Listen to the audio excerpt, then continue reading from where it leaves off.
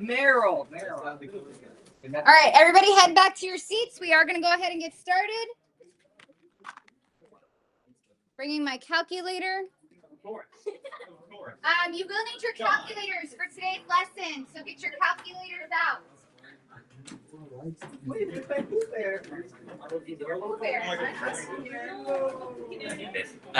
Got it. No, Daniel, I can't believe you do that. All right, so at this time, I do need everybody to go ahead and settle down. I hope you all had a little bit of fun with the bingo. Make sure that you are getting signed into Google Meet if you need to see the screen from where you're at. I am recording the lesson. We are moving on to Unit 4 today. There are 6 lessons in this unit. I have not decided whether your test for Unit 4 will be before or after winter break. In the prior 2 years, it's been after winter break, just so you're aware, in the past 2 years. Is that still in the second quarter? What? Is that still in the second quarter? Yes, Okay. it is in the second quarter. You'll find out as we get closer to the time. It depends on scheduling. And also, I've been trying to do 2 labs for you all per unit. And so I had wanted to fit in 2 labs in this unit as well. One of them, I wanted to do the iodine clock with you all. That's a by request lab. And the other one is for manganate titration. What about the blue fireworks? That can be done. That can be done at some point in the very near future, in December. I still have the alarm for it. Okay, so we're gonna go ahead and get started at this time. This unit actually has 2 parts. The first half of the unit is actually last time we did kinetics, it was 2 parts as well. Back in AS chemistry, we covered kinetics when we covered enthalpy. So that was unit 5. In this unit 4, we're also going to cover 2 topics because kinetics is only 3 lessons. So there's 3 lessons on kinetics and 3 lessons on transition metal complexes. So we'll be exploring the D block of the periodic table. And so this is a pretty hefty unit in terms of the amount of standards that are going to be covered. And so be prepared for that, especially when we get to the transition metals section. There's a lot of content in there. So this first part, the first half is math loaded. The kinetics part is very math heavy. And then the transition metal part has less math, but a non-zero amount. So we're going to go ahead and learn about rates of reactions. Notice today there's only 3 learning objectives. Kind of like a sweet spot. First one says, use experimental data to calculate rates of reaction. So we're going to re-go over what is a rate of a chemical reaction today, of course, before that. We're going to go over vocabulary, because when you do your first lesson, you have to learn all the main terms they bring up. Rate equation, order of reactions, overall order of reaction, rate constant. We're not going to do half-life today. That's in another lesson. Rate determining step, that's in another lesson. And intermediate is in another lesson, but will be coming soon. So we'll be going over those first set of terminology. And then the next thing is understand and use rate equations in the form rate equals Ka to the M, B to the N, for which the exponents of M and N, they limit to 0, 1, and 2, which makes your life nice. Because if you had to do square roots and stuff like that, it would not be very fun. But they keep the exponents at 0, 1, and 2 for the purposes of this course. They make the math a little bit easier. And so you can work on it more conceptually. Deduce the order of a reaction from concentration time graphs. That's actually after break, we do that. I just put all of them together. We're not doing graphs today, except for like looking at simple graphs. We'll do a whole lesson on graphing. I know you're all so excited for that. That'll be when we come back from break. Calculate an initial rate using concentration data. We'll be doing that today. Construct a rate equation. We'll also be doing that today. From AS chemistry, we need to review the following. Yes, you can go ahead. Factors that affect the rate of reaction. So what are the things that affect how fast the chemical reaction will go? We need to look at the activation energy diagram, which is also the enthalpy diagram, like just review that. And we need to look back at the Boltzmann distribution. There is a non-zero chance that an activation energy diagram can show up on your A-level exam, or a Boltzmann diagram could even show up on your A-level exam, even though it's not in the content for A-level. AS topics can and do show up here and there. So it's worthy to at least go back and look over it, what we did back in AS chemistry. Because if you may recall, the courses are actually meant to be combined together. In other countries, people wait to take the test until after the second year usually. They do the whole 2-year series of chemistry, and then they take all 5 papers at once. And so we do what's called the staggered method, which is 1 year, first 3 papers, second year, last 2 papers. But technically, in other countries, they take all 5 at once. So all of it's learned together and prepared for. There's pros and cons to that. The pros are you don't have to stop and study, so you can just roll through the content the whole way through, and then you can stop earlier. Like you can finish earlier, and then the last like 3 or 4 months, you just prepare for all 5 papers. That's what they do in other countries. Here we have to stop, prepare for the first 3, and then continue. All right, so let's go ahead and get started. Factors affecting reaction rates. This is actually something that I think is mostly intuitive. First of all, what is the rate of reaction? What is rate of a chemical reaction? Speed. Yes. So when we say rate, we're really talking about speed. That makes sense. And so what would that be in units defined as? Rate of reaction, we learned, was change in concentration actually over change in time. How much the concentration of a reactant or product changes. So it's change in concentration over change in time. What is the little letter for change that we often use? Go ahead, Ramon. Yeah, delta. Delta. So you might have seen me write it last year as delta concentration over delta time, right? So change in concentration over change in time, which means that what are the units? What's concentration unit? So it's mole dm minus 3, and then time is typically in seconds for most reaction. That's the standard international unit for time is seconds, which would be on the bottom, right? So how would we write that all as one line? So it would be mole dm minus 3, s minus 1. Whenever a rate is presented to you in this class, that's how they're going to write it. Change in concentration over change in time is mole dm minus 3 over s minus 1, s standing for seconds. Yes. So change in time. Well, it'd be whatever time is passed. You subtract 2 times, the unit stays the same. That's why it's like that. So how do we change reaction rate? You can change reaction rate by changing your concentration of your reactants. As long as your reactants contribute to the rate of reaction, which most of the time they do, but not all the time. We'll explore that today. If temperature is increased, this increases the rate of reaction.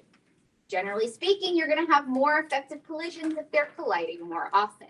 And we'll take a look at an equation form today of how that is impacted.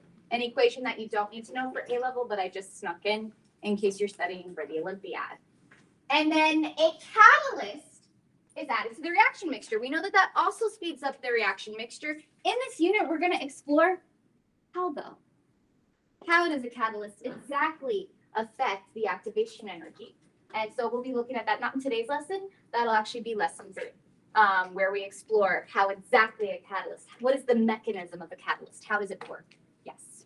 We're gonna discuss, I don't remember the word, whether catalysts are in the same place as others. Yes, we're going to discuss the action of a homogeneous catalyst, how that works, versus a heterogeneous catalyst, which we talked about in AS chemistry, and how that works. Like how does having a solid catalyst versus gaseous reactants, how does that catalyze the reaction and make it go faster? That's in lesson 3 for this unit. But at this point, this is from AS Chem. You just need to know if I change the concentration, that's going to change the reaction rate.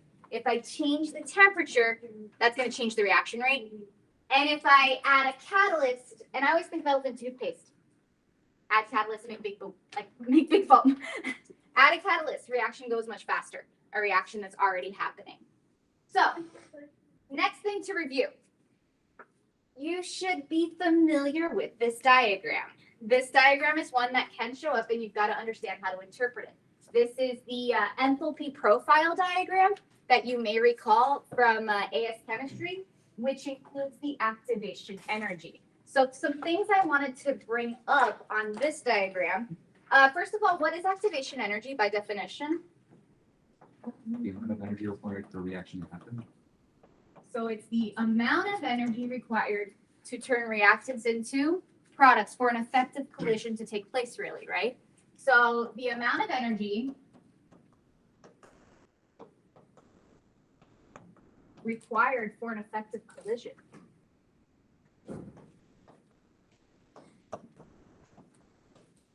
An effective collision does what? Turning reactants into products at its basic definition.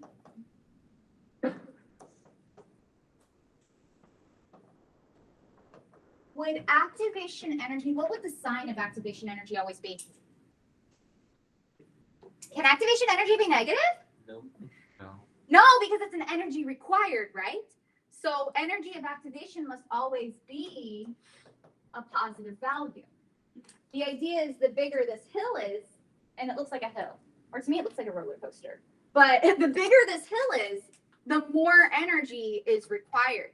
So in this forward reaction, the amount of energy required is from reactants to here. If I were to go in the backward reaction, like starting with products and going back to reactants in an equilibrium, do you see that it's a lot more energy needed? If I were to go the reverse way, a lot more energy. Looks like double the energy to me. Question, Ethel. Can activation energy be 0 or no? If it was 0, it would mean that you had this situation. And that can't happen? It doesn't. Like you could have this small, like it could be like that. It would have already happened. But... Right, it would already happen. But it could be like a small activation energy, but it wouldn't be exactly a flat line. Because it just means that everything would automatically just always turn into products. And then it's just products, if that makes sense. All right, so that's the one thing I wanted to talk about. The next thing I wanted to say is, by looking at this diagram, where's the enthalpy in the diagram? How do I figure out the enthalpy? Go ahead, Lisa. If you change from reactants to products. So delta H is the difference from reactants to products and does not involve the activation energy at all. So delta H is the energy difference between reactants and products. Is this exothermic or endothermic, this reaction that's being discussed here? Exothermic. Reactants and products. If your products have lower energy, this means that you have an exothermic process. If your products have higher energy, this means you have an endothermic process. So delta H could be positive or negative. Delta H negative, exothermic, delta H positive, endothermic. So we said this was exothermic. What would an endothermic graph look like? Echo up. So it would go like there instead, if it was endothermic, like the end would be here, above the energy of the reactants. Another thing I wanted to bring up, this is actually an oversimplistic graph for many reactions. This graph only discusses if you had, good morning, Sarah. Okay. Can you give them poster paper, Sarah? Do you have poster? Do you have purple poster paper? Oh, like the book? Yeah. Oh, so she doesn't have it. Oh, the roll, no. I don't. All right, so what I was saying is that this is actually an oversimplistic graph. This only applies, this graph, if you had a one-step mechanism. You're going to hear that word one-step mechanism over and over again in this unit, which is actually propelling us back to organic chemistry. Because when I say mechanism is the steps that are taken for reactants to go into products. And sometimes it's not in one step. Sometimes it takes multiple steps. So if you had a two-step mechanism, you may see a graph that looks like this. Meaning that you would have, so this is if you had two steps. Meaning that there's the first activation energy and you make your intermediate here. That would be called your intermediate. And then you have a second step, a second activation energy hill that gets you to your products. And so that's why I said this is actually a little bit simplistic in assuming that you have one step, but some reactions require multiple steps. Multiple steps mechanisms is discussed in lesson 3. But today we're going over a lot of terminology, so just so you get the ideas of what's about to go on through this unit. Yes? How does this come back in organic? Yeah, they're all interlinked. So you could technically be given a question with kinetics and organic chemistry connected to each other, absolutely. And you'll see that when we get to lesson 3. Organic chemistry is going to start seeping into this unit, because even when we do transition metal complexes, a lot of the ligands are organic. And if you don't know what a ligand is, you're about to find out in a couple of weeks. All right, ready to continue?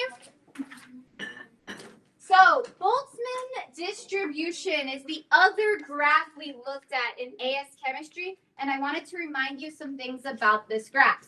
It is a distribution, and for those of you who've taken ACE math, what does that mean?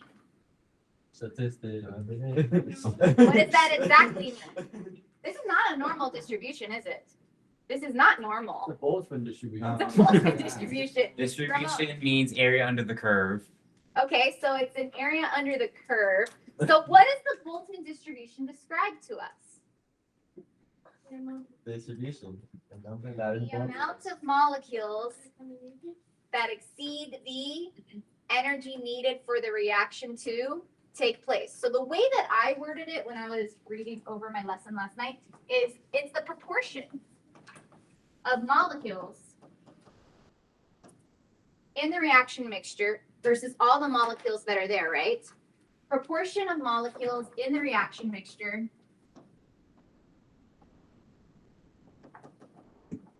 that have enough energy to effectively collide.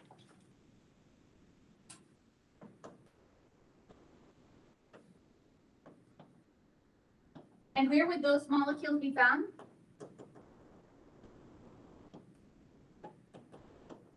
Looking at this graph, the proportion of molecules in the reaction mixture that have enough energy to effectively collide, which part of this graph would that be? The shaded graph. So that's right there. So this right there is the proportion of molecules that have enough energy to collide. All of the molecules are described by the area under the curve, right? So all of the molecules in the reaction mixture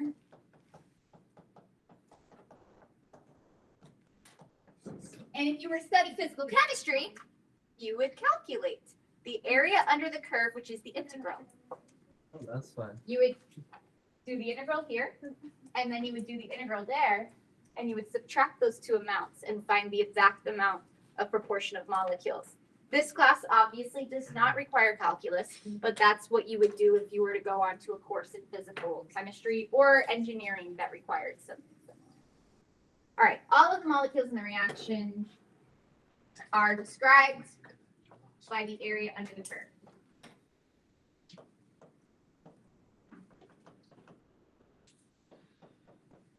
So in this course, you only have to be able to look at it qualitatively.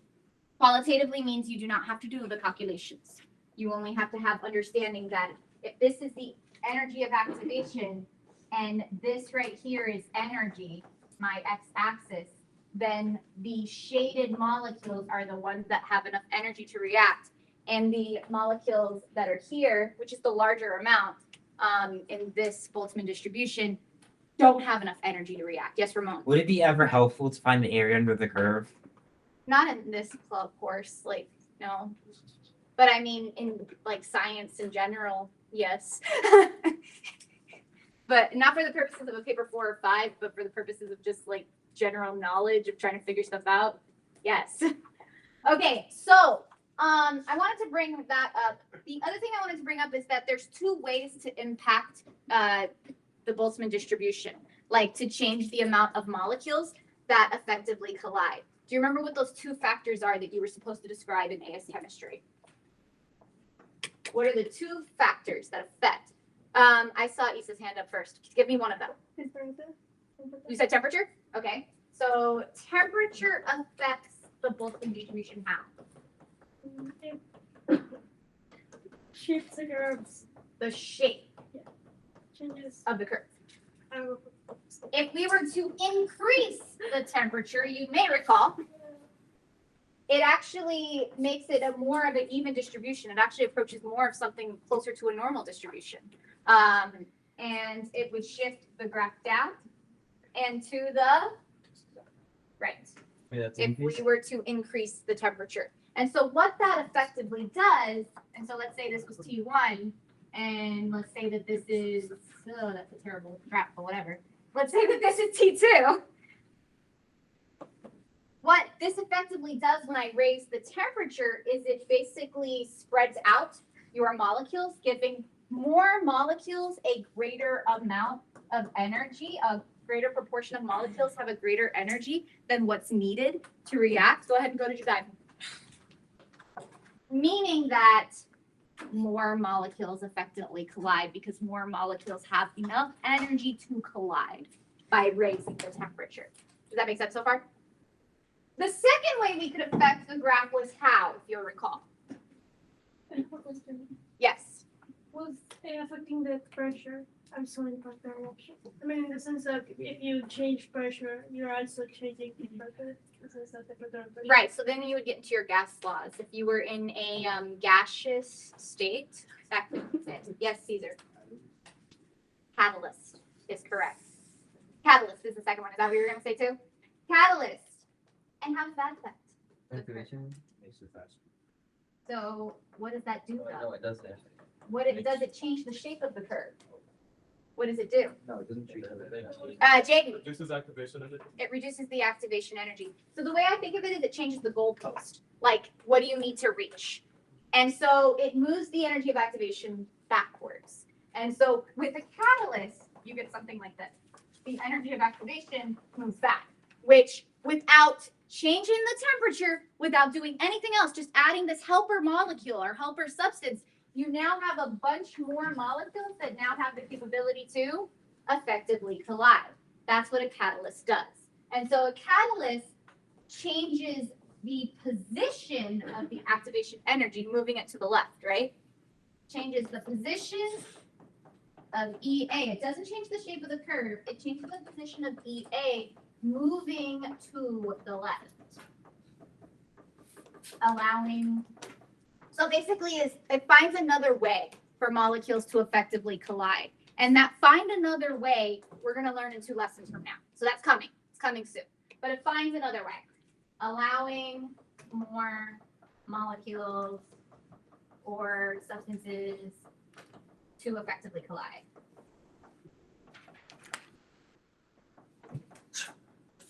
And so this is all stuff we learned back in Unit 5 of AS Chemistry. We did back then enthalpy and kinetics. And you can kind of see that all these physical chemistry topics are all interrelated with each other. Kinetics, enthalpy, equilibrium, they're all interrelated in ways. All right, so we're going to move forward. That was all just review. Things that I wanted to bring back to your attention that could show up in terms of knowledge base in the A-level class at some point. So you should definitely review them when you're reviewing for any exam, including the end of year exams. So going back to where we were at, what is a rate of reaction? Rate of reaction. This is something we're going to be able to measure by either measuring our decrease in concentration of reactants over time or increase of production of product over time. We don't really have fancy enough equipment to do these experiments in person. So unfortunately, I don't have any exact reaction labs where we could determine, for example, an order of reaction. But we can do some nifty little things like the iodine clock, where you do a simple, this makes reaction go faster, this makes reaction go slower. And so we'll do that when we come back from break. I'll let you know the day when we get closer to the time. Depends on what day I'm out of the building. All right, so then rate of reaction, I've already told you this, right? That by definition, it's the change in concentration over the change in time. And I mentioned the units, but you should write them again. The units for rate will always be mole, dm minus 3, s minus 1. I was reading in the textbook last night because I was just double checking. Sometimes I have seen Cambridge questions where they'll change the time to minutes minus 1 or hours minus 1. They mentioned that they do this if it's a very slow reaction. So if you have a very slow reaction that doesn't happen right away, they may change the unit of time from seconds to minutes or hours. So just so you're aware, there is a chance that instead of seeing this, you could see this.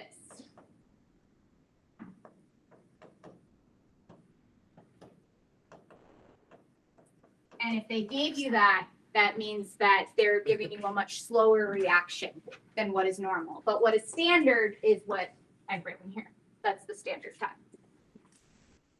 Interesting but important notes. You should be aware that reactants lose concentration over time. Like the concentration of a reactant as reactants are turning into products should become less because reactants are turning into products. So you're losing reactants and you're gaining products as a reaction progresses.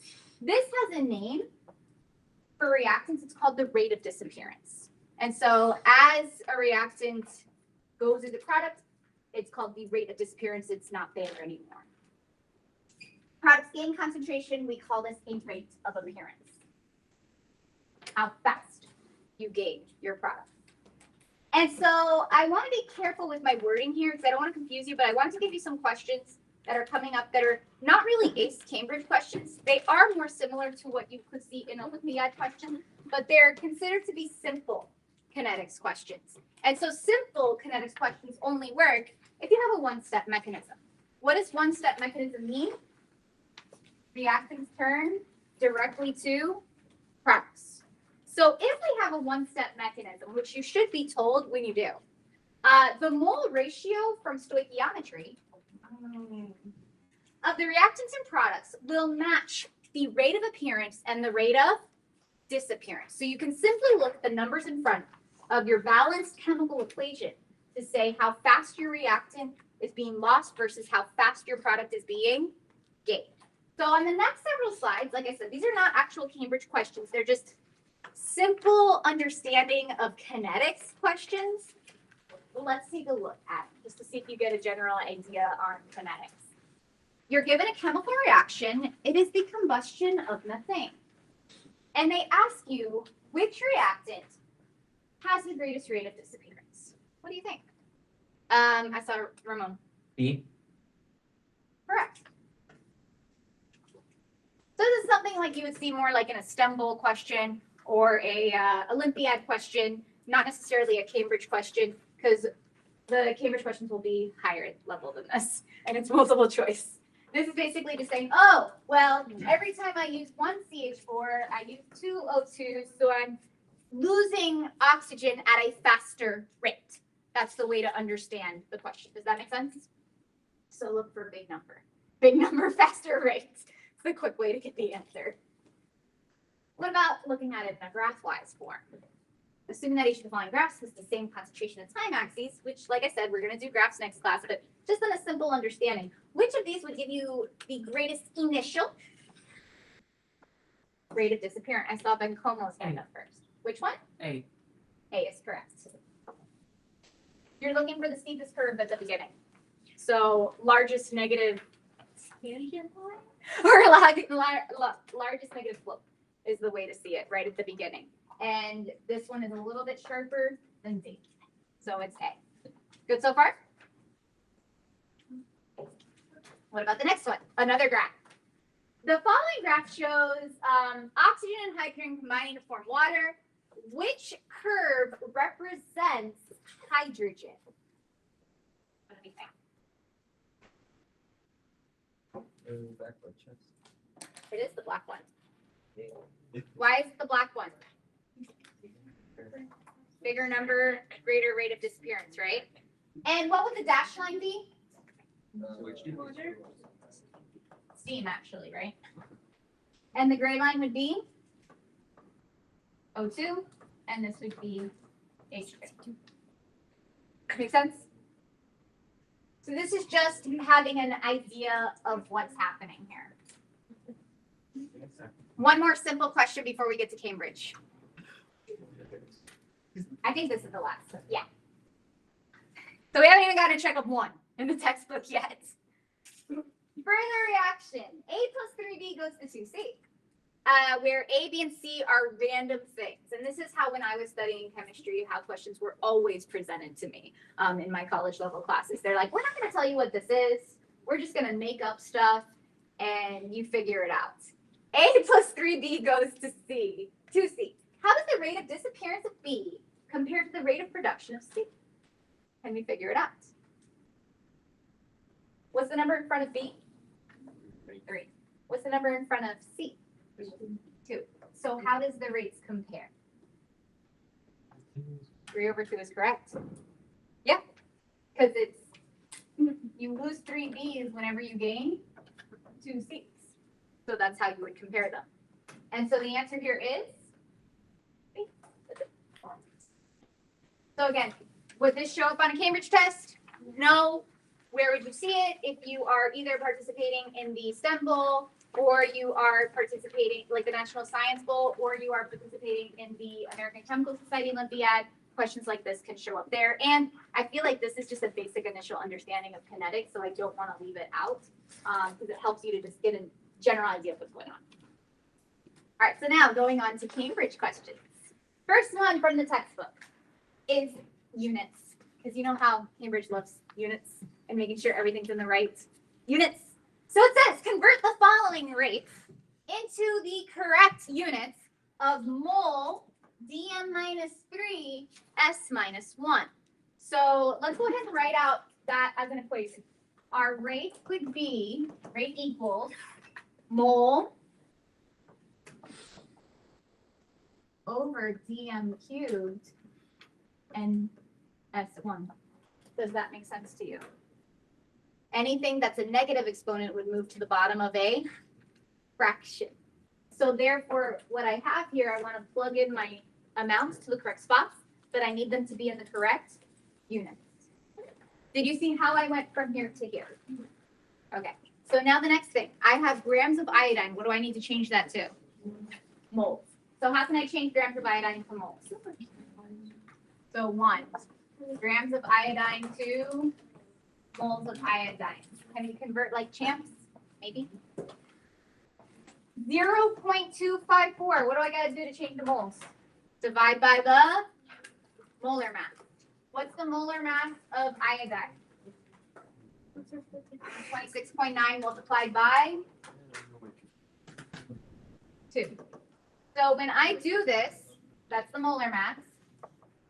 This is just finding moles equal G over MR. That's all that is. So we would get 0.001, I believe, when I solved it last time. 0.001. And that's moles of I2. What else do I need to find? Do I have the dm cubed? Do I have the dm cubed right now? Yeah. That's already the correct unit, so no change needed. Do I have the correct unit of time right now? It says I have 1 H. What is H? Hour. So I need to change hour to what? Seconds. Didn't we just do that in the last unit? Multiply by 60 twice. So 1 times 60 times 60 is 3,600 seconds. Once you have everything in the correct unit, what should you do? Put it in here, right? Because we're trying to find the overall rate. So then plug everything into your rate formula. So this is going to be rate equals 0.001 over 1 times 3,600. You don't really need to write the 1. It would just be 0.001 divided by 3,600. like, if you divide by 1, it's the same thing. So if it messes you up, you don't need to include it. I'm writing it there because you gotta know that's the volume. And so we divide these, and you should get, if you do this in your calculator correct, 2.78 times 10 to the negative 7 mole dm minus 3 s minus 1. Good? What about that second one? You see something? How are you going to get the MR here? You have to know what is ethyl ethanoate. Do you remember what is ethyl ethanoate? Let's see if we can pick that up. What is ethyl ethanoate? What type of functional group is that? Ester. Ester. So what did that look like? The double bond O. Functional groups are coming back soon. May as well start practicing. O, C has to be there for you to have an ester. That's the components that have to be there. And then you count how many carbons you have on each side. F means 2. And they're both F. So both sides have 2. So even if you could figure out which was which, there should be 2 carbons on each side. The ill group comes from the alcohol. The O8 group comes from the carboxylic acid, actually. So this would be the O8 side. And this would be the ill side. Do you remember how to put these together? It's been a while. I need 1 more carbon. 1 more carbon. Did you get risky as well?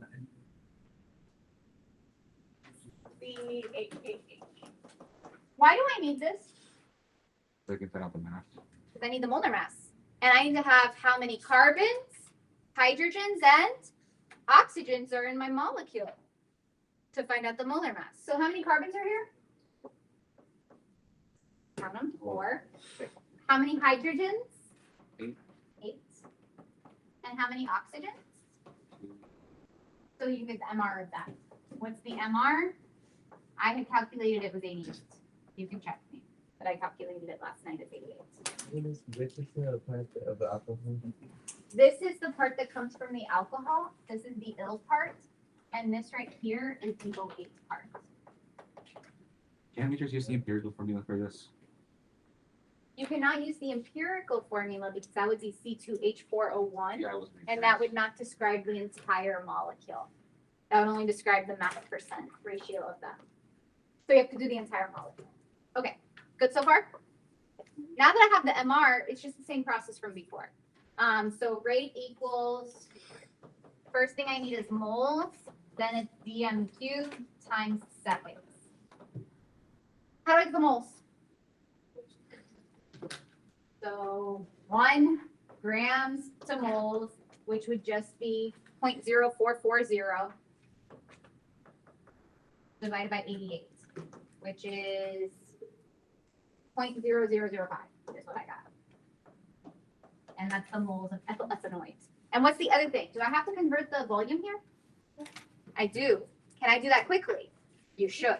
Like, you shouldn't be converting, like, writing out more than you need to. So here, I just move my decimal over 3 spots and know that that's going to be 0.4. So usually what I do when I'm solving myself is I just cross that out and I write 0.4 dm cubed. So I know that that's ready to go into my formula. And then for minutes, how do I change those to seconds? I can literally just cross that out again and say that that's 60 seconds to make it in the right unit. I don't really have to write a full conversion dimensional analysis for that because those 2 statements are equal to each other. And so then I'm going to plug in my numbers. So rate equals 0.0005. Thing. dm cubed is 0.4. The seconds is 60. And so altogether, I get 2.08 times 10 to the negative 5. What would my units be? And then S minus 1, which is change in concentration over change in time. All right, so that is actually checkups we did back in AS chemistry. We were asked to do this in AS chemistry. There was a non-zero chance you could get something like this on an AS Chem test, paper 2, but it's relatively recent that they've moved kinetics into AS chemistry, like some of the kinetics standards. So I haven't really seen that many that it's shown up on yet. So I have to use the examples that I can. Now we're gonna move on to the major idea of the day, which is something called the rate equation. The thing about kinetics, the amount that each reactant contributes to a reaction, like to the speed of a reaction, cannot be determined theoretically. It can only be determined experimentally for each specific reaction that exists. So it's not something that can be determined theoretically. It's only something that you can determine by doing experiments and figuring out how much does this reactant contribute? How much does that reactant contribute? So just so you're aware of that. That's why in the standard it says you're going to have to use experimental data to figure out how much each reactant contributes to the rate of the reaction. So using this experimental data, we come up with something called the rate equation. And these are absolute definitions. You have to know they were back in the standards. We're just getting into what is this now. We'll revisit it throughout the lesson today and next class. Rate equation, an equation that shows the relationship between a rate constant. So this is going to be another K, but it's not an uppercase K. It's a lowercase k. So it is not equilibrium, lowercase k. So lowercase k is rate constant. And the rate constant is different for every reaction that exists. Meaning every different chemical reaction that you could do has its own unique rate constant, which is determined experimentally. Yes. Does the rate change depending on the conditions? Yes, and we'll look at that shortly. So it's not a constant. So it's a constant. That's a great point. It's a constant given that you hold the conditions the same. So at standard conditions.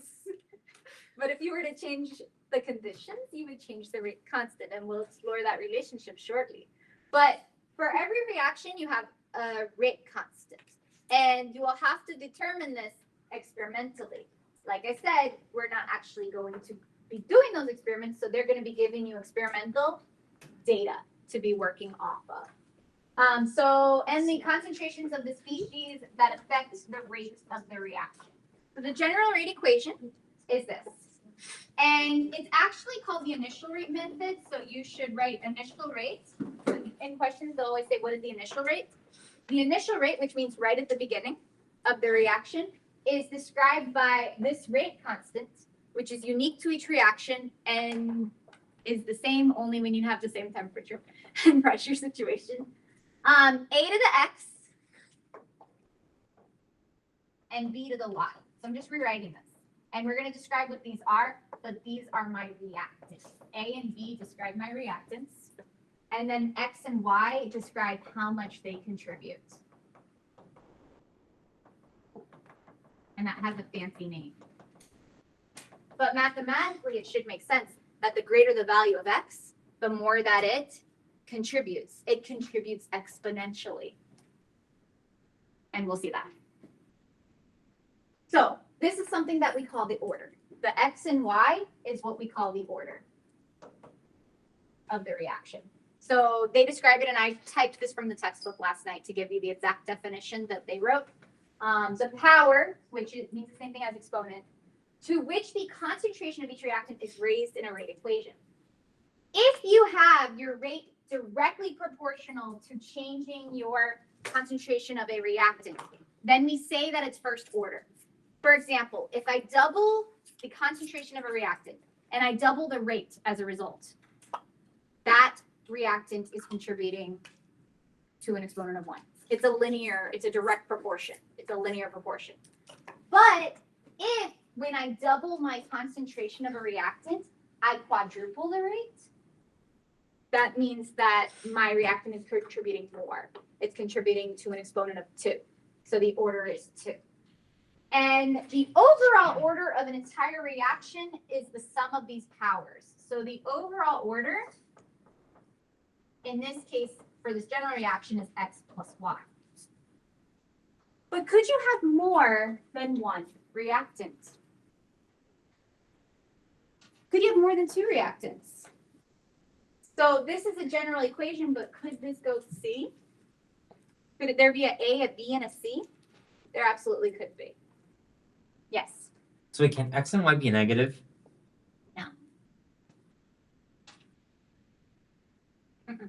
It's a positive amount. Otherwise, you'd be saying that the reactant contributes negatively, like it makes reaction go slower than happening. So that doesn't. It doesn't. I've seen it approach zero, be zero, but never be less than zero. Yes. Wait, but you want to clarify, A and B are reactants. Yes. Both, okay, so. So in the next slide, you're going to see this written slightly differently from the older textbook, but it's the same idea. The rate of reaction is each reactant, which we represent with the letters A and B, raised to some exponent. This is called the rate equation. The rate of reaction will increase by the factor of how much I increase the concentration of each reactant, depending on what the order of the reactant is. In the beginning, I said that Cambridge is limiting you to easy numbers. They're limiting the orders to 0, 1, and 2. Meaning, if the exponent was 1, let's say you had A to the 0. What would that mean? How much does A contribute? It doesn't contribute at all. Because what is A to the 0? Anything to the 0 is 1. That means no matter how much I change the concentration of A, it's still to the 0 power. And it doesn't affect the overall equation at all. Yes. If you use theta or what? It would not be contributing to how fast that reacts. It would not be contributing to the effective collision that makes that reaction happen. What about B? Well, what about 1? What would that mean? Sorry. If A is to the first, that means that as my A increases, my rate will increase by the same proportion, right? So as A increases, rate increases. Are you good with the term linearly? Like proportionally, like by the same amount is the idea. By the same factor is another way we say it. So if I triple my concentration of A and my rate triples, that means that the order of A is 1 because it's doing the same thing. And what if A was to the second? It means that every time I change my concentration of A, I change my rate by double the amount, right? So exponentially increasing. Doubling or increasing concentration increases rate by double the increase in concentration. So those are the only numbers you have to be aware of. 0, 1, and 2. Other exponents do exist, but are outside the scope of this class and would be further explored in a physical chemistry course, because physical chemistry is where, like, this is literally physical chemistry topics. Which back in pre-ACE, I think I told you all, the 5 branches of chemistry, and physical chemistry, mapping that one. The one that interweaves calculus and physics into chemistry. Yes, Ramon. No, do we get like the rate constants as like a formula in the reference sheet or no? No. The rate constant is unique to every single reaction. It will not be a number given in your formula sheet. You have to find it, which we're about to figure out how to do. All right, so rate equations can only be determined experimentally, not through stoichiometry. So you cannot just simply look at the numbers in front of each reactant and say that that's the exponent. Don't do that. It may or may not be the same as stoichiometry. It only is if you have a one-step mechanism. And Cambridge doesn't really go into that. They're just telling you to assume that because you can only determine your rate equations experimentally, do not use the numbers in front of your reactants in a balanced equation to find the orders. It sometimes works, it sometimes doesn't. It does work if you have a one-step mechanism, but they're not telling you right now if you have a one-step mechanism. Yes, What determines the order of reaction? it's only determined experimentally. It has to do with the mechanism. So we don't know. That. You don't know yet. It's coming when we learn mechanisms. All right, so for the following rate equations, check out from the book. Determine the overall order of the reaction and also the units of K. Remember, Cambridge loves unit questions. So oftentimes you could be asked for a point just for units. So first of all, for A, how would we find the overall order? We get the overall order by adding the exponents. That's all you have to do. So here, what would be your overall order? 3. And if you know what to do, this is, if it shows up on Cambridge paper 4, one of the easiest questions you could possibly be asked. They ask you, what is the order of each reactant? 2 and 1. What's the overall order? 2 plus 1 is 3. So the overall order is 3.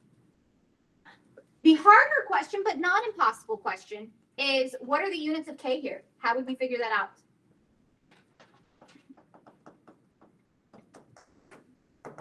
What would we have to plug in? Go ahead, Isa.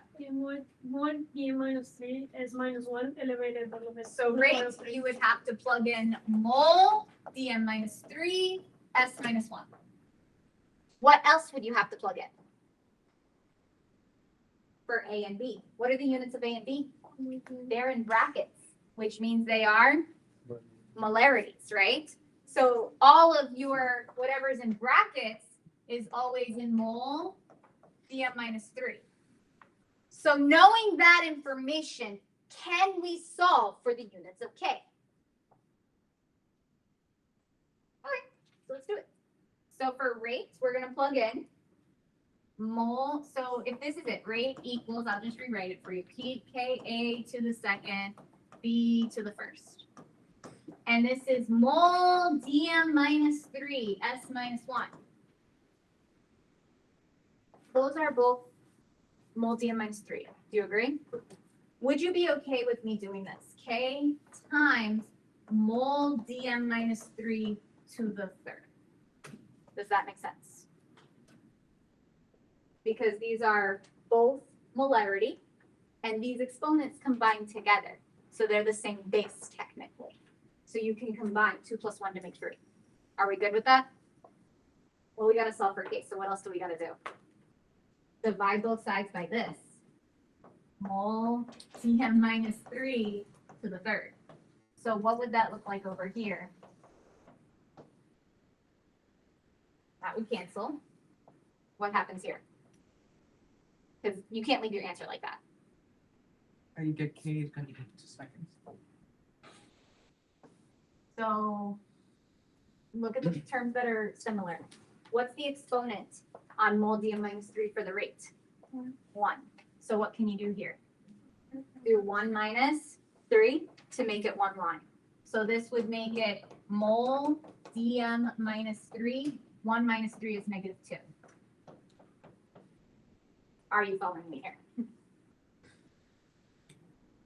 I'm pausing to make sure because it's the algebra, and oftentimes, even if you know calculus, where you mess up in calculus is you get lost in the algebra. Are we good with this? So what do we do next? Ramon. We multiply the exponents of each of the units. And that's an invisible 1, right? So it's 1 times negative 2. So this becomes mole negative 2 dm 6 S minus 1 equals to K. That's the units of K. Did you see how I did that? All right, let's try the second one. For B, what is the overall order?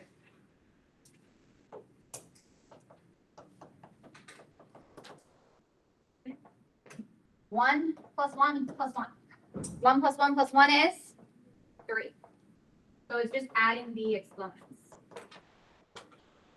What is the units of K? Would you agree with me that they should be the same as the last one because the overall order is the same. So you'd be literally doing the same exact math. Do we really have to do that again? No. Let's not. So the overall units would be the same. Units are the same for both of these. Well, we'll have to do it for the last one though, right? So what is the overall order for C? Overall order is 1. So let's get the units of K because this one is different. So for the units of K,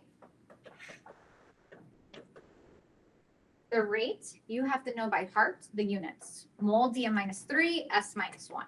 Because it's changing concentration over change in time. So they are expecting you to know to plug in mole DM minus 3, S minus 1 for the rate. Equals K. Does A to the 0 contribute at all? No. So this would just be B, which is mole DM minus 3 to what exponent? To the first. So now how do I solve for K? Ramon. Divide both sides by mole DM minus 3, which would cancel it out, and then it would just leave you with S negative 1. That cancels on both sides. So it leaves you with, you're absolutely correct, S minus 1 equals to K. Just 1 over seconds. On last year, and I think I had put the question, not yet, but it's coming. On last year's Cambridge exam, the first actual question on the exam was find the units of K. Like literally question 1, paper 4, was they gave you a reaction with the orders and they asked you to find the units of K. And that was the very first mark on the 100-mark exam. It's a very common mark. You've got to be able to know how to find your units in this class. Okay, so let's take a look at some Cambridge questions. And you'll notice that most of the rest of the lesson is all Cambridge questions. So we're going to do as many as time allows. So this reaction question, if they gave you iodate 5, what does that 5 mean? Roman numeral 5 means what? Go ahead, Atul. The iodine charge of plus 1. The oxidation number of iodine is plus 5. That's absolutely correct. So it tells me that iodine has a plus 5 oxidation number. They're telling you this is reacting with sulfite in acidic solution at a pH of 5.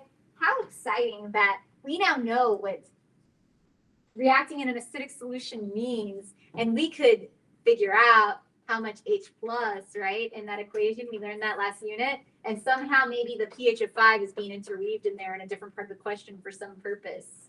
Because notice when I give you the questions, I only give you parts of questions, but in Cambridge exams, they're all interweaved with each other. Watch out for your next quarterly, because all 4 units will be together on it. And that means questions will be combined between units.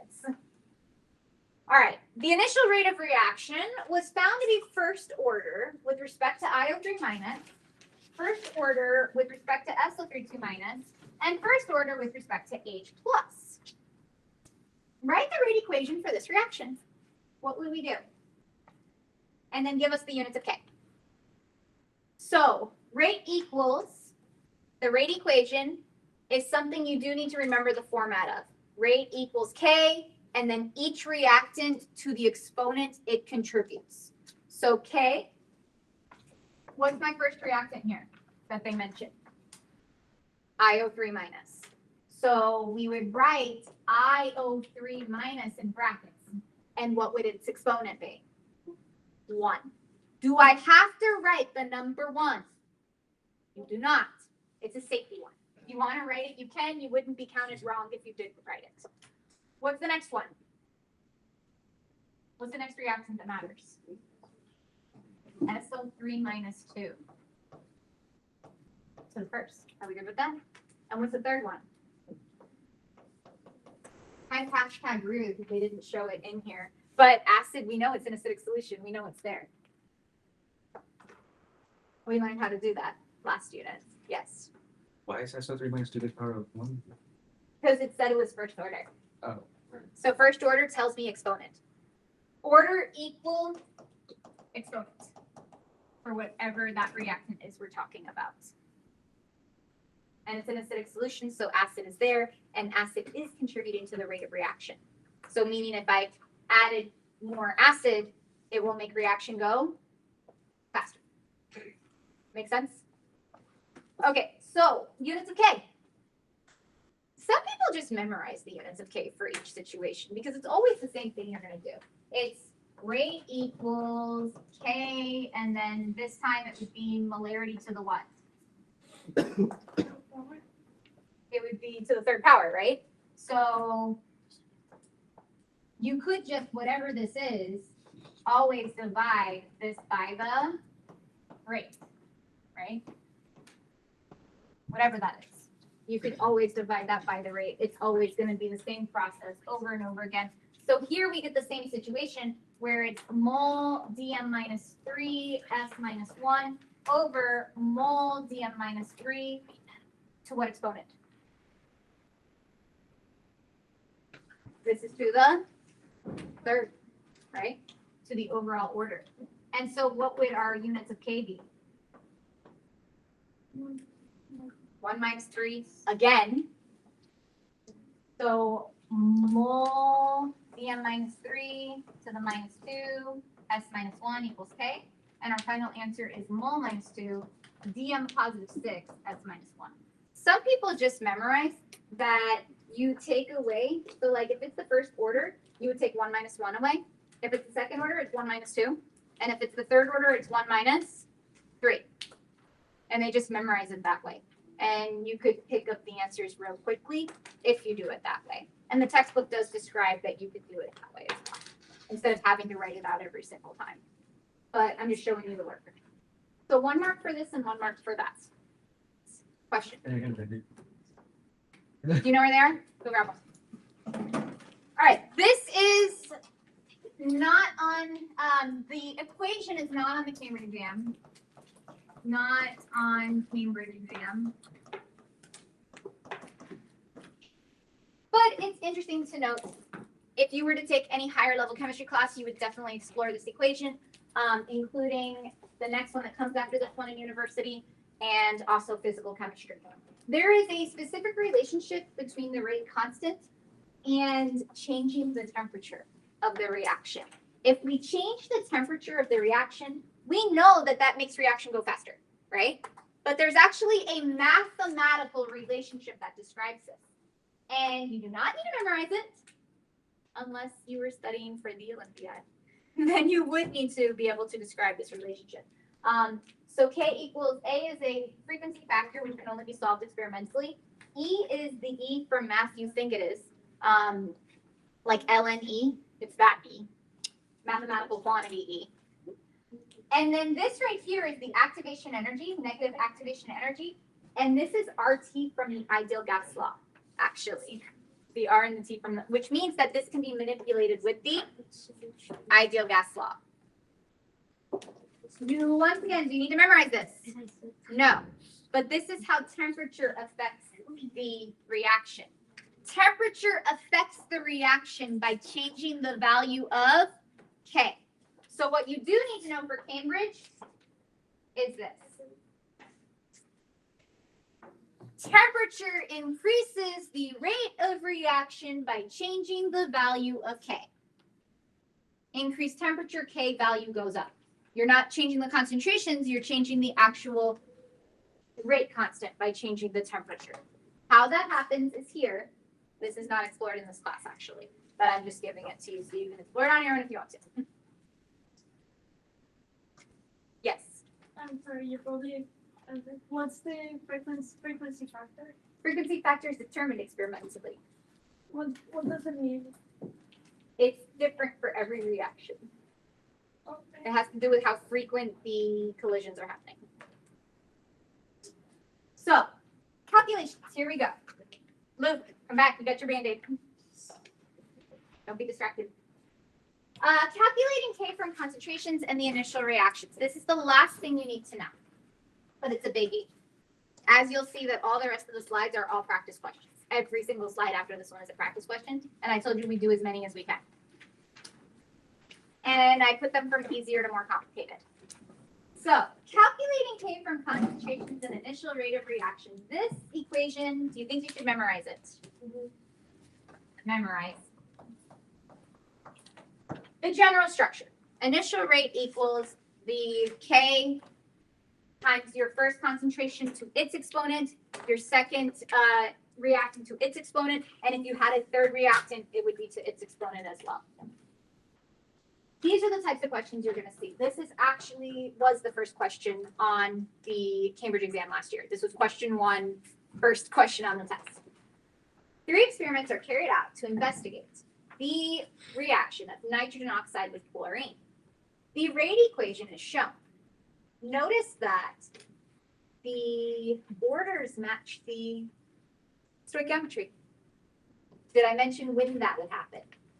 That means that this is a one-step mechanism.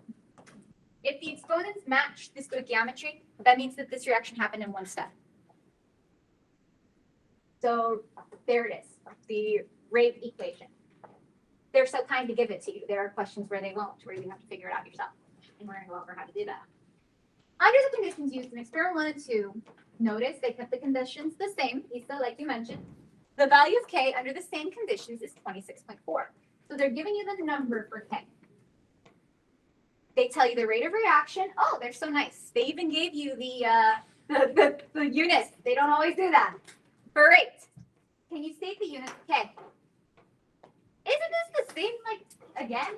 2 plus 1 is 3. Do I have to write it out again? It's the same process. Mol minus 2, dm6, s minus 1. If you wrote that, it says state. Does that mean you have to show math here? You do not. They're literally like, yeah, you got that. That's how they're like, you got that. When do you have to show math? Show you're working, right? If it says show you're working, that means you must prove to us you know how you got this answer. So let's take a look at what it says in part 2. In experiment 1, the initial concentrations of NO and Cl2 are the same as each other, are equal to each other.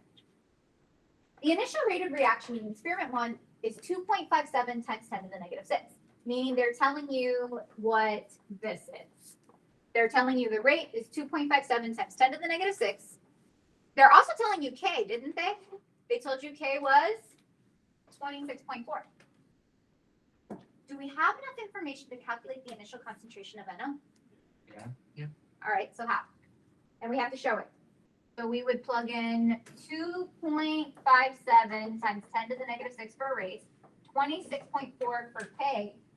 Well, what are we going to plug in for NO and Cl2? Ramon. Variable like x squared.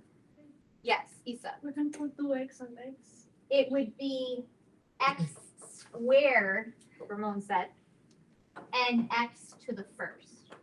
Why? We didn't say that one was double the other.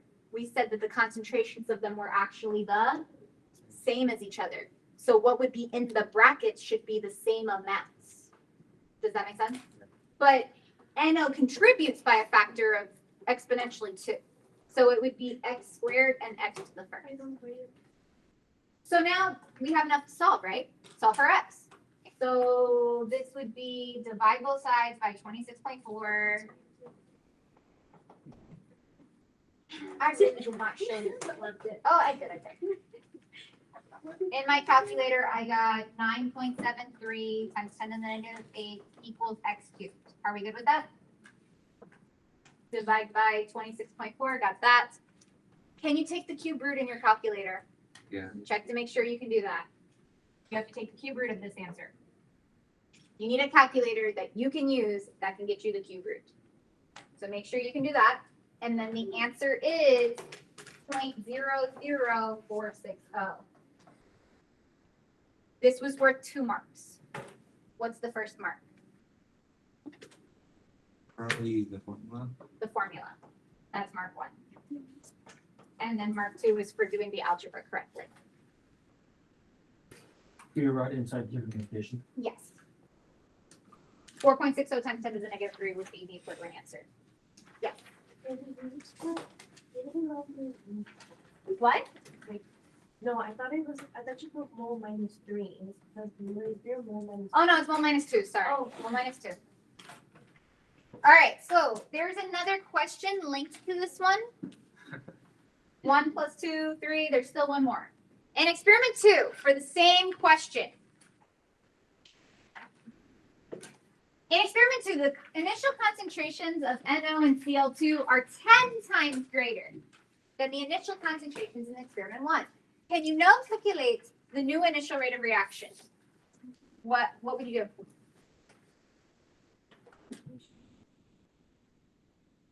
They told you the concentrations are now 10 times greater. 10 times the 4.60 times 10. And then plug that into the equation. So what you would get from that is new rate, because we're looking for that, 26.4.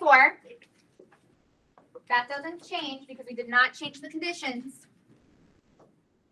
And instead of using 0.00460, you have to multiply that amount by 10, which would just move the decimal over one spot. So it should be 0.0460 to the second and 0.0460 to the first. Are we okay with that? Does that make sense? The answer is 0.00257, or its equivalent in scientific notation, which is 2.57 times 10 to the negative 30. These were the first 4 marks on this summer's paper. I remember them walking out and saying they didn't think it was that hard. One of the reasons you can even see in this question, It's the same thing, just move the decimal place. they don't usually give you this information in questions, but they were like, here are the units for rates. And then it's 10, so you just. And it was the number 10, so you move your decimal over one spot. So it was kind of an easy test. Not all tests are. All right, you ready to continue? Okay, so this question was the one I needed to make sure I went over with you before we were done for the day so that you could start working on your homework. This is a common question. There are many homework questions like it, and it often shows up on Cambridge exams. And in this question, yes, it's 1 mark. They give you experimental data. They ran 5 different experiments where they altered the concentrations of one of the reactants or the other, and then explored how that changed the rate of reaction. And the goal of the question is to use the experimental data to show, and this is actually kind of nice as well, because they're already telling you the answer they're looking for. Some of the other questions, they're not going to tell you the answer we're looking for, and we have to figure it out. So in this one, they say, hey, prove to us the reaction is first order on hydrogen. They're saying prove that it's H2 to the first. How would we prove that? Using experimental data. Isa. Okay, so if you change the concentration of hydrogen, if the rate of reaction changes by the same amount, then it's the first. Is there something you'd have to hold constant Yeah, though? the Because there's concentration. multiple reactants there. So you'd need to, you're on the right track. So I have my notes here very similar to what I put with that one addendum.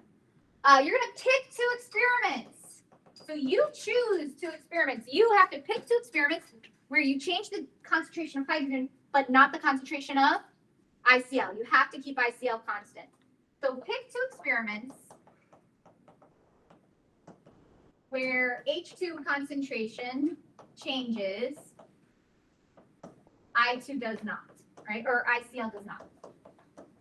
So one changes and the other one does not. That would be the first part.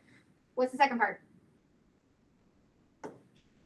You're going to compare the change to the change of the, so you're going to compare the change of the reactant you're looking for, which in this case is H2.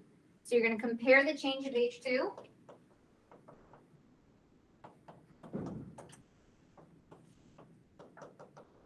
to change in rate to check proportionality. How much does it change by? Proportionality. That is a big word. Proportionality. To check how much one changes when the other one changes is the idea. So how would we show this? What would we do? Which experiment should we choose is my first question, I guess. 1 and 2 makes sense to me. So I would choose experiments 1 and 2. And then I know to keep this, the same. That's gonna be constant, so it's unaffecting. It's not affecting anything. So H2 goes from 4 times 10 to the negative 3 to 7 times 10 to the negative 3. Is there a way to compare how much larger 7 times 10 to the negative 3 is than 4 times 10 to the negative 3? What would you do? Sorry. Not subtract. Actually divide. So it would be divide experiment 2 by experiment 1. Why would I divide? On the ratio. I'm looking for a proportion. So I'm looking for the ratio. How much it's increasing proportionally is the ratio. So therefore, it's going to be 7. And if the exponents are the same, you can just write the numbers in front. You actually don't have to write the exponents if the exponents are the same. But it's 7 times 10 to the negative 3 divided by 4 times 10 to the negative 3. So that's the division of that. And what else would we need to divide? The rate of experiment 2 over the rate of experiment 1, right? So we need the concentrations and we need the rates. So what number would this be? 7 times 10 to the negative 3 over 4 times 10 to the negative 3. What do you guess? Would you say at least 1? You get 1.75 when you divide these two numbers. Do 7 divided by 4. The exponents are the same. They cancel. What's 7 divided by 4? 1%. Okay, and so what is the division of the two rates for the same experiments? 1.75 divided by 1. Oh, I wonder what it is. 1.75. So what we are stating is that when we increase the concentration of H2 by a factor of 1.75, the rate increases by a factor of 1.75. So what is the order of H2? They increase proportionally.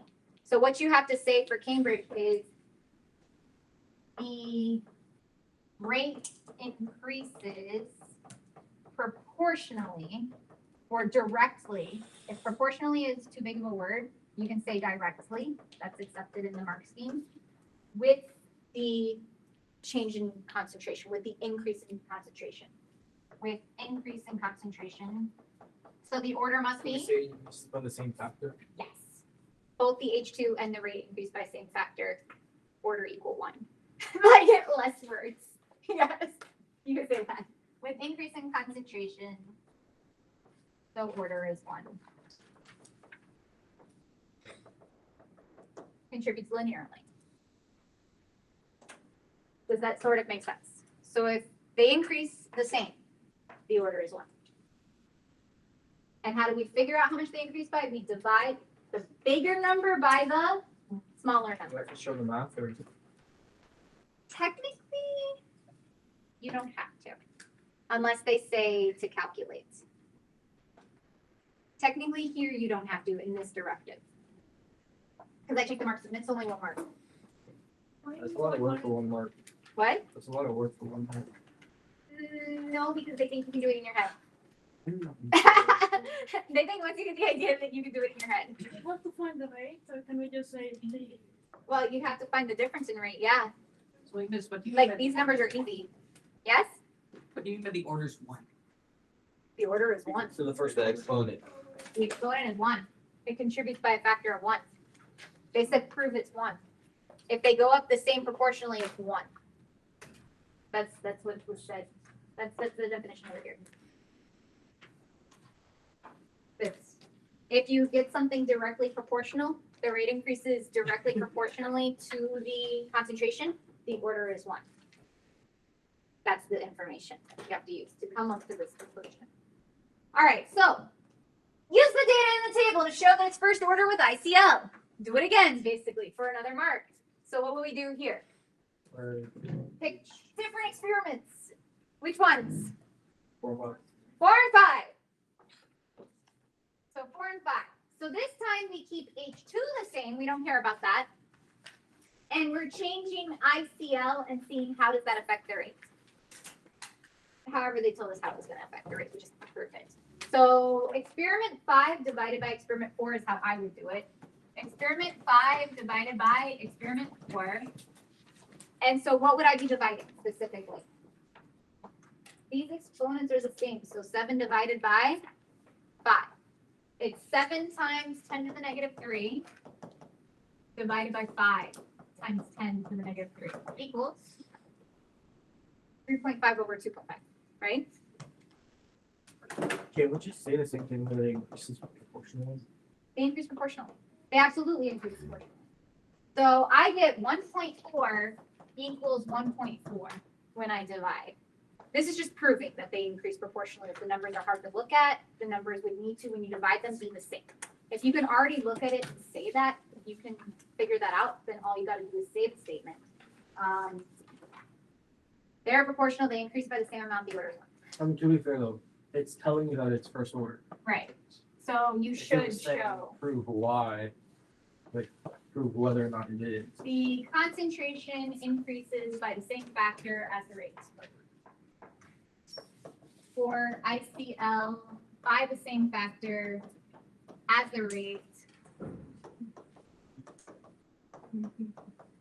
So order is 1.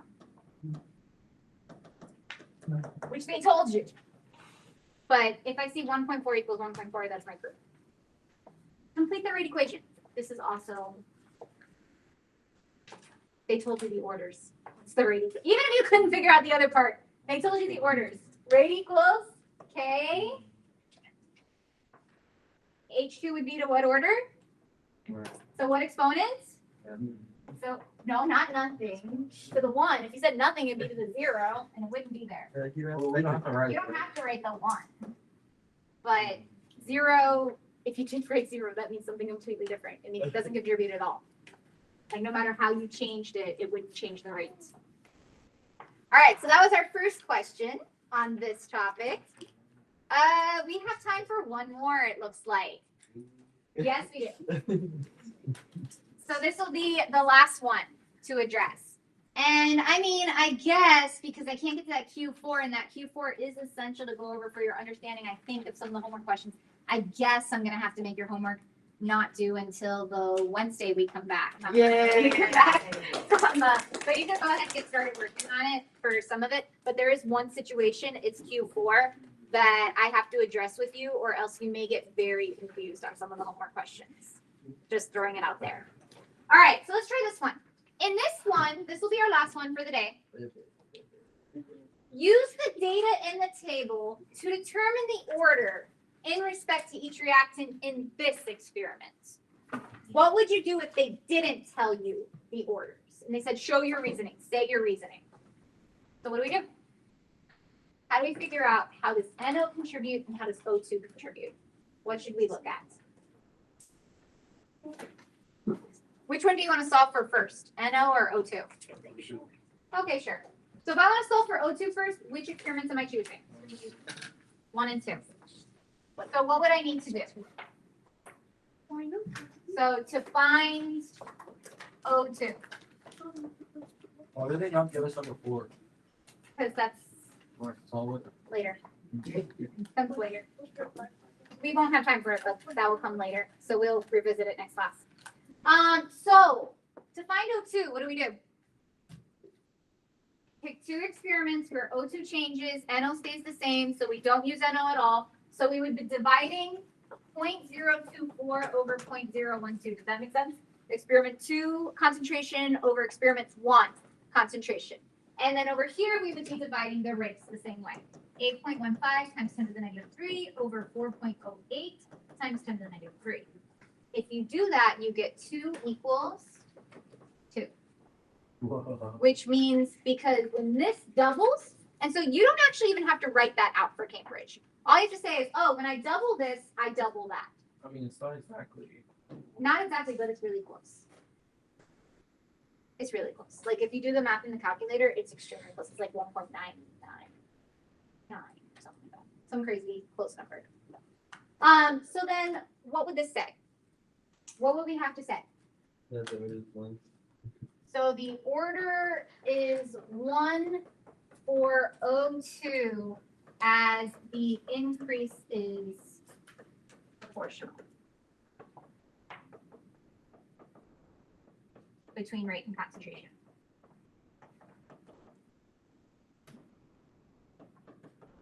And then what about the other one? NO. What 2 experiments would I pick? 2 and 3. So if I pick 2 and 3, what am I checking for NO? So to find NO, we would divide, that stays the same, 0.064 over 0.032, and 3.28 times 10 to the negative 2. The exponents are different, so you actually have to analyze them. When you do this, you should get 0.064 divided by 0.032 is 2. But this is actually not 2. This is, you divide these 4. Which means when I double my concentration, I quadruple my rate. If when I double my concentration, I quadruple my rate, what does that mean the order it contributes is? The order is 2. So the way you say it is when the concentration is doubled, NO is doubled, rate is quadrupled,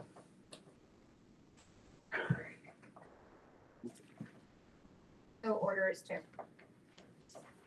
So it's exponential, 2 squared. So the idea, if you're unsure, is it's 2 equals 2 squared. That's why the order is 2. Because when I double my rate, I exponentially increase the factor. Are we only gonna do 1, 2, and 3? Or Each one can be 0, 1, and 2. Question 4 addresses a scenario that you need to see. That's why I said we're not gonna make your homework do the Monday we come back from break. You're welcome. We're gonna make it do the Wednesday because I want to cover the last 2 slides. Everything here is important. I told you we get as much as we could done today. But you can at least get started on it. Do the homework questions that you can. And if you get stuck, we will address those situations when we come back. Or don't do the homework and wait till Monday when we come back from break. But there's tutoring on Monday. Yes. What do you do if it's So not? that's the situation. So there's only one way that could be happening where when you oh, so you change this and this.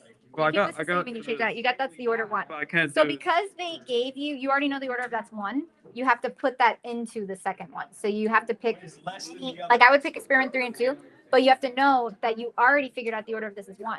So because because the concentration of both of them are changing, you already know this would double by doubling that because you already figured out the order is 1.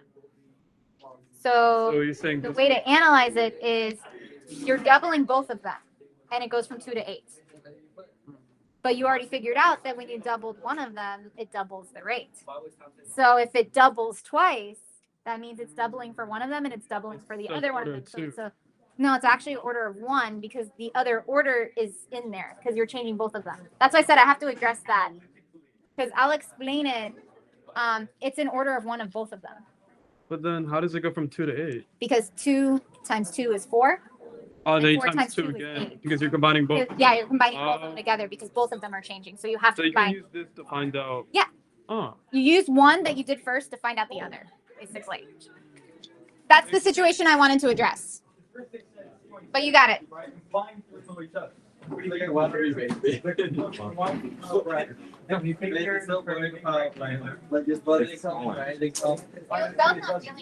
Don't worry, as you said, the